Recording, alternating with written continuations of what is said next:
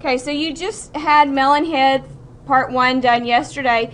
The first thing that we want to do is we want to zoom in on this mushroom because we're going to use another selection technique. If you remember yesterday when we finished, you used the lasso and the polygonal lasso to do your bow tie pasta. And many of you are going to find that you don't like doing the freehand lasso because it takes a little bit of time, your hand gets jittery, sometimes it's easy to mess up. So that's okay. What we're going to do today, you're perfectly fine to mess up. I want everybody to click on your lasso tool.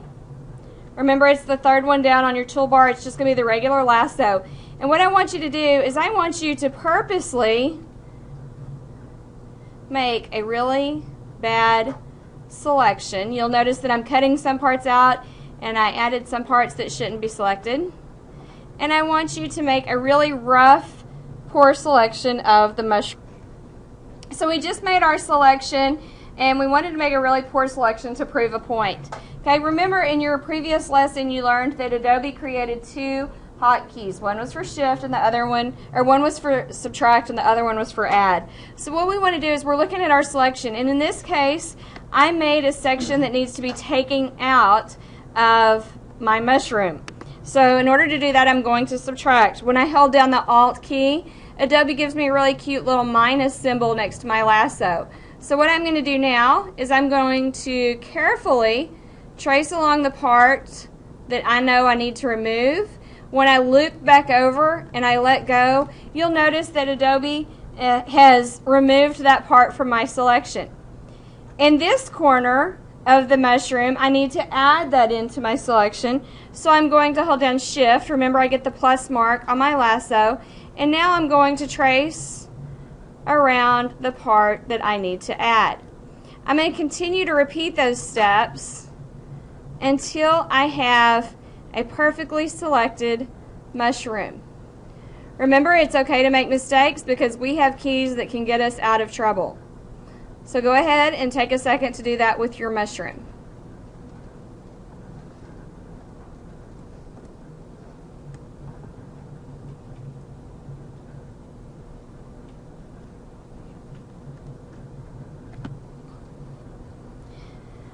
Okay, once you've made a really clean selection of your mushroom, we want to be able to see the whole document on the screen again. So I'm going to Control 0 to make my document fit on the screen again. I'm going to click my Move tool. I only need one of the mushrooms, so it's okay just to do Move. I don't have to worry about copying it. I'm going to click inside the mushroom. Notice that you have scissors. We're going to drag it up here, and he is going to be a chef. So you Control 0 to see the image on your screen. Then we use our Move tool. Remember that you must use the Move tool to move the selection with the object inside, otherwise it just moves the marching ants. When we get up there, I like where I've put the hat, so now I'm going to deselect by doing Control D. Okay, in the previous lesson we learned that the magic wand was always good for tools that or objects that were solid colors because it worked by tolerance and looked for similar colors. We used the elliptical marquee and the rectangular marquee when you had a circle or a square object. And we used the lasso tools, freehand lasso just to simply trace around something, and the polygonal lasso to make sharp corners and edges and straight lines. Okay. We also learned that there were hotkeys that helped us make selections to add and subtract, but sometimes we need to do something really quickly to make a selection, and Photoshop has given us the ability to do that with the magnetic lasso. So in your notes, write down magnetic lasso. I'm going to zoom in. This is a grapefruit. When I zoom in on the grapefruit, I'm going to come up here underneath my regular lasso and I'm going to choose magnetic lasso. A little bit different. Okay, the magnetic lasso works when I have a line of color that's really, really different. If I'm looking at the grapefruit, we can all agree that the red, meaty flesh part of the grapefruit is much different color than the white part of the peel. Okay, so magnetic lasso is a great tool for this. I'm going to start in the lower corner of this, and you'll notice that as I move my mouse, the lasso will snap to the colors when they change. So it kind of figures out in Photoshop where that line is. You'll see that it puts little snaps or little dots along the way. If you get a dot that you don't need, simply hit backspace and it takes away and removes a dot. If you need to be very precise and you need to add a dot, simply click your mouse as you're dragging along and it will make a new snap for you. When you get to the end, you're going to simply cross over where you started and click your mouse, and now you'll have the fleshy part of the grapefruit selected. Okay, now we've quickly made a selection with our magnetic lasso. Remember, it's only going to work if you have two really different colors that Photoshop can analyze and find the difference between.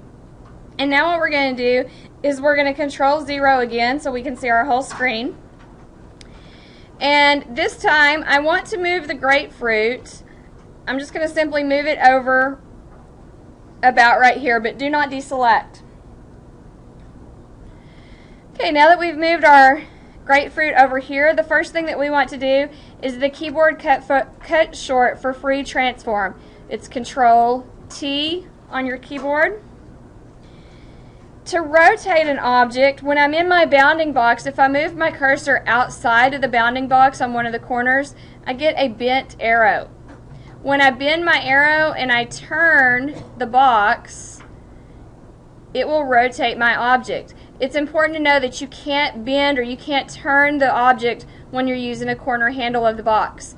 Now, I've turned my object so it appears to be an ear. I'm going to slide it over. I'm not going to click in the center. The center is just an access point, but I'm going to slide it over so it is on the side of his head.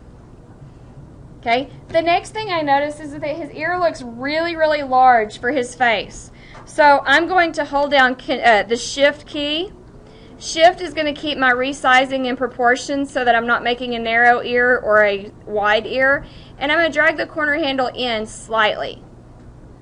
You can choose what size ear to make, and if you need to readjust it at a small angle, you certainly may.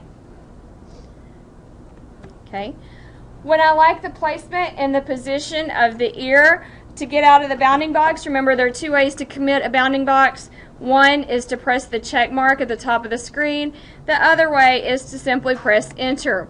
I'm going to press enter, but I'm still leaving my ear selected. Okay, in that instruction we learned that by holding down the Shift key when we're dragging a corner of a transformation or a bounding box, that it keeps things in proportion. You probably want to write that in your notes so that you remember that that is a key step. Holding down Shift will make things proportionate. Okay, we've successfully created one ear, but we know that our Mr. Melon Head needs a second ear. So we're going to use the keyboard command that we learned in the first part of the lesson. We're going to click on Move. We're going to hold down Alt so we copy, and we're also going to hold down Shift so it stays directly across. Then release the selection when it's a little bit over to the face. One of the mistakes that students will make is they try to rotate this ear around, but if you do, and you do something like this, you're going to notice that this is incorrect because the earlobe is now on top. Okay? What we want to do is we want to flip this horizontally so that our ear matches the other one. It's a mirror image. With the bounding box selected, I'm going to right click inside the bounding box, so I'm going to Control T. My ear is still selected. I'm going to Control T. I right click inside there. I'm scrolling down to flip horizontal. I flip it, and then I can reposition it out a little bit so it's more like an ear. We like where we position the ear, so we're going to commit our bounding box. Remember, there are two ways to commit the bounding box. Press enter or the check mark that's at the top of the screen. I like where the ear is at, so I'm going to Control D to deselect. The last tool that we have, or the last thing that we're going to work with, is this radish. And to start with the radish, I'm going to use the rectangular marquee tool. So I select the rectangular marquee tool. Remember, it's the second one down from right below the move tool. And I'm going to draw a box that is around my radishes. You don't want your radish to be touching the box. Now inside this box, if I look at it, I probably would not want to freehand trace this because the radish has lots of little shapes and corners and bends in it that I probably don't want to mess with. So I couldn't use the lasso tool because there's different colors in the red and the green leaves. I can't use the magnetic lasso. It probably is not going to work that well. I don't have a solid color, so I can't use my magic wand, but I can do a simple trick. In this color, I see green, there's a little blue or purple ribbon, and there's red, and I also see white because I added white to my box, right? Okay, now what I'm going to do is I'm going to select my white. To select a solid color, remember you can use the magic wand. So before I do that, I'm going to click on my magic wand, but what I want to say is remove the white. So what is my keyboard shortcut to subtract? It is Alt. I'm going to hold down my Alt key. I'm going to click in this white area inside my box, and suddenly it removes everything in the selection that is white, and it keeps just the radish. It's a really short, convenient way of selecting something if it's on a solid color background. Now, with my Move tool selected, I'm going to come down here and click on the radish, and I'm going to bring it over and put it right above the first eye.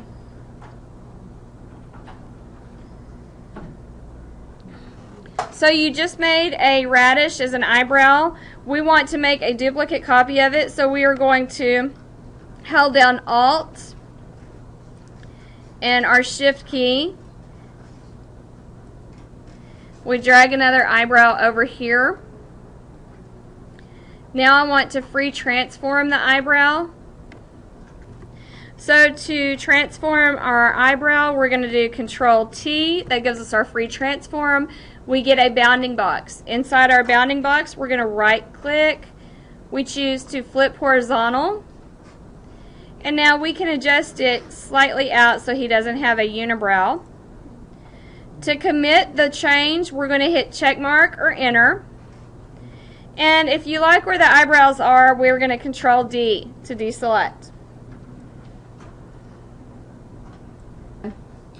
Okay, now that we've got our melon head man where we like him, we want to discard all of this unused or this used up pieces over here. So what we want to do is we're going to click on our crop tool.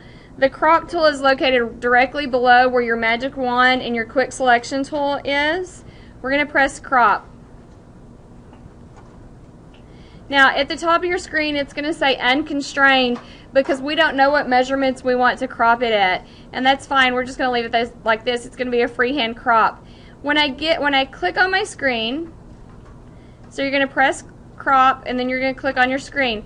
When we do that, we get the rule of thirds grid. We're going to slide it over so that only what we're going to keep is in white. Okay, you want to give yourself a little room above and below Mr. Melon. So we're simply going to crop out the stuff that we don't want.